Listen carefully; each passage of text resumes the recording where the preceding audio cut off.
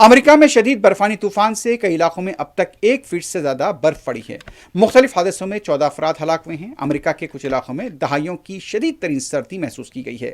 17,000 پروازیں منسوخ کر دی گئی ہیں۔ 10 لاکھ سے زیادہ لوگ بجلی سے محروم ہیں۔ 44 ریاستوں کے یہاں پر یہ بھی بتایا جاتا ہے کہ 20 کروڑ لوگوں کے لیے شدید سردی کی وارننگ جاری کی گئی ہے۔ 24 ریاستوں میں ایمرجنسی نافذ کر دی گئی ہے۔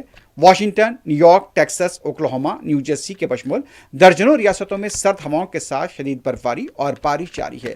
نیو یارک کے دیہی علاقے میں درجہ حرارت -49 تک گر گیا ہے۔ واشنگٹن میں آج وفاقی دفاتر بند رہے۔ نیو یارک سٹی کے اسکولز میں آن لائن کلاسز ہو رہی ہیں۔